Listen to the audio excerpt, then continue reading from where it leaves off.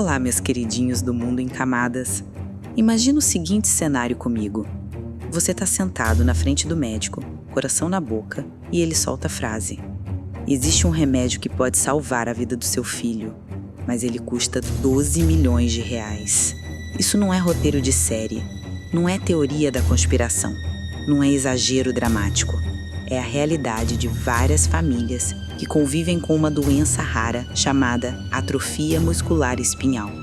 Uma condição que vai apagando o corpo aos poucos. Primeiro a força, depois os movimentos, até chegar num ponto em que engolir, respirar, se mexer, tudo vira esforço. Em muitos casos, é essa doença que decide se uma criança vai viver ou não. Por muito tempo, quem recebia esse diagnóstico ouvia junto uma sentença escondida: não tem tratamento. Até que surgiram 2 remédios vistos como milagres da medicina moderna. Um chamado Spinraza e o outro Zolgensma. Pela primeira vez, pais de bebês com essa doença começaram a enxergar uma fresta de esperança. Só que aí veio a próxima camada, e ela tinha um número grudado nela.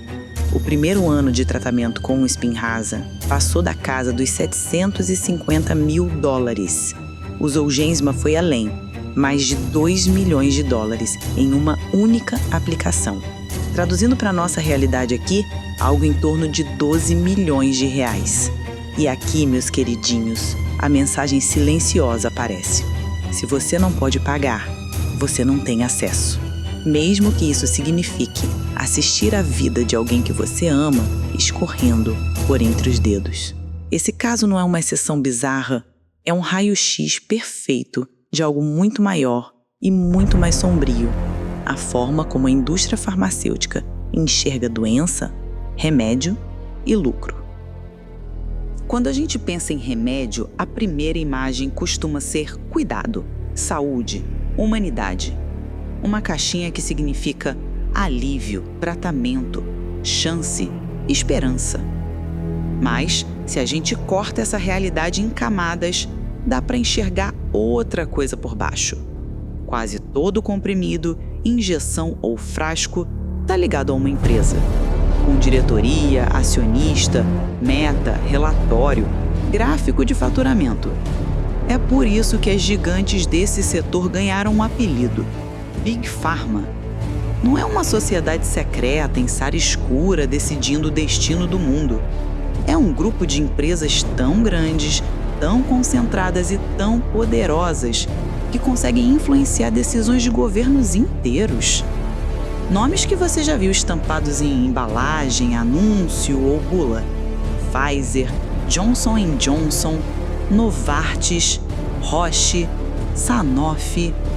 Cada uma delas movimentando todo ano dezenas de bilhões de dólares. Mas de onde vem tudo isso?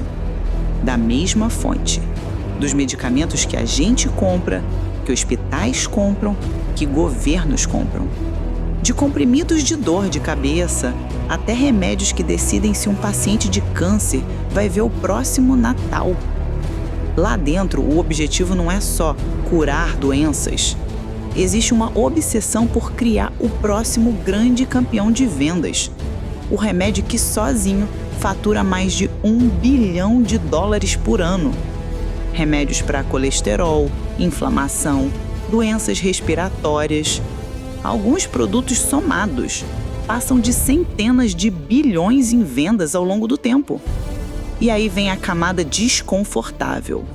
Quando o lucro vira prioridade absoluta, a dor do paciente deixa de ser problema e vira oportunidade de negócio.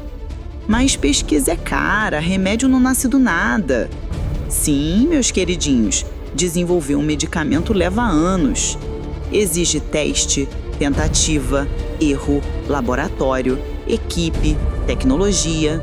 Só que a pergunta que quase ninguém faz é outra: para quais doenças vale a pena pesquisar? Um estudo analisando o comportamento de grandes farmacêuticas nos Estados Unidos mostrou uma tendência bem indigesta. Muitas empresas preferem investir em remédios para estágios finais de câncer, em vez de apostar em tratamentos mais eficazes para as fases iniciais da doença. Por quê? porque as regras de aprovação exigem muito mais tempo de teste para tratamentos de longo prazo, como os que tentam agir logo no começo da doença. Em alguns casos, esse tempo de teste quase esgota a validade da patente. Traduzindo em camadas, o remédio fica pronto, passa por anos de análise e quando finalmente recebe o pode vender, já não sobra tanto tempo assim para a empresa lucrar sozinha com ele. Já os medicamentos voltados para os estágios avançados exigem menos anos de estudo, chegam mais rápido ao mercado e garantem uma janela de exclusividade maior. O resultado? O paciente em estado grave vira um mercado mais interessante. Não porque ele precisa mais de ajuda, mas porque dá mais retorno financeiro. E tem uma outra camada que quase não aparece na propaganda. Muitos dos tijolos fundamentais desses remédios nascem em universidades e centros de pesquisa públicos. Pesquisadores pagos com dinheiro de imposto fazem a parte mais arriscada e demorada, a pesquisa básica, aquela fase em que ninguém sabe se aquilo vai virar remédio um dia. Quando surge algo promissor, empresas privadas entram, assumem a fase final, registram, colocam o produto no mercado com preços astronômicos e pronto. A conta vem para a sociedade, o lucro vai para o balanço da empresa. O risco foi compartilhado, o lucro, nem tanto. Se até aqui tudo parece pesado, respira fundo porque ainda tem mais camadas. Vamos falar de um rosto que virou símbolo desse lado mais frio da indústria. Martin Shkreli, o cara que ganhou o apelido de Pharma Bro. Ele assumiu o comando de uma farmacêutica e comprou os direitos de um remédio chamado Daraprim, usado há décadas para tratar a toxoplasmose, uma doença que pode ser gravíssima em pessoas com imunidade baixa, como muitos pacientes com AIDS. O comprimido custava algo em torno de $13 nos Estados Unidos. Depois da compra, Martin tomou uma decisão que chocou o mundo. O preço saltou para $750 de um dia para o outro, um aumento de mais de 5.000%. Pacientes, hospitais, médicos, todo mundo ficou em choque. Só ele pareceu tranquilo. Em vez de recuar, ele afirmou que, se pudesse voltar atrás, talvez tivesse aumentado ainda mais o valor, porque a função dele era maximizar o lucro para os acionistas. Na cabeça dele, aquela pessoa doente não era alguém em situação de fragilidade, era um ativo financeiro. A parte mais perturbadora dessa história não é só a frieza, é o fato de que, por mais absurdo que parecesse, tudo isso era permitido pela lei. A legislação dava a uma empresa que controlava um medicamento essencial o poder de colocar praticamente o preço que quisesse. E se você acha que ele foi um vilão isolado, um ponto fora da curva, olhando em camadas, a gente percebe outra coisa. Ele foi só o caso mais escancarado de uma lógica que acontece, muitas vezes, em silêncio. Outro exemplo bem indigesto, o Sovaldi, um remédio considerado revolucionário contra a hepatite C. Ele trouxe algo próximo de uma promessa de cura para muita gente. Mas essa promessa veio embalada com um valor que parecia piada de mau gosto. O tratamento completo foi lançado por cerca de $84 mil. Documentos internos mostraram executivos discutindo valores entre 50 e mais de $100 mil. Não para descobrir o preço justo ou o mais acessível, mas para achar o ponto exato onde o lucro seria máximo sem destruir demais a reputação da empresa. Uma espécie de cálculo frio entre quanto o paciente aguenta pagar e quanto a nossa imagem aguenta apanhar. Teve também o caso da Roche com 2 remédios, Avastin e Lucentis. O Avastin foi desenvolvido para tratar alguns tipos de câncer, mas médicos perceberam que ele também funcionava muito bem para uma doença que atinge os olhos e pode causar perda de visão em pessoas mais velhas. Resultado? Virou um tratamento acessível e bastante usado. Até que a empresa lançou o Lucentis, especialmente para essa doença ocular. Logo se percebeu que os efeitos eram parecidos, só que o preço por aplicação era muitas e muitas vezes maior que o do Avastin. Na prática, era como vender a mesma solução em 2 embalagens, uma normal e uma premium.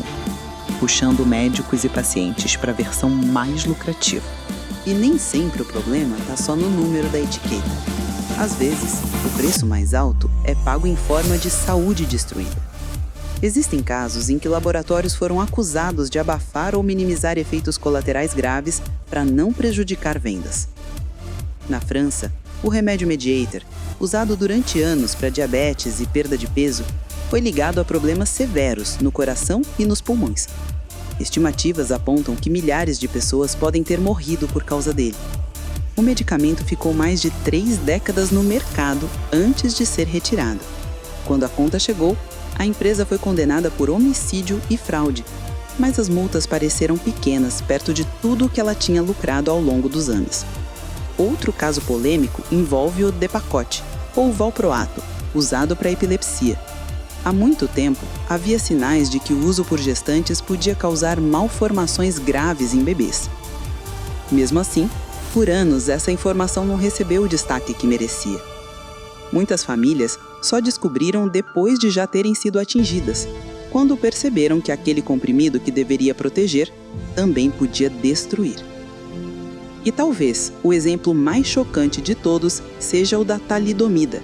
Nas décadas de 50 e 60, ela foi vendida como um calmante amigo das grávidas, usada para aliviar enjoos e desconfortos.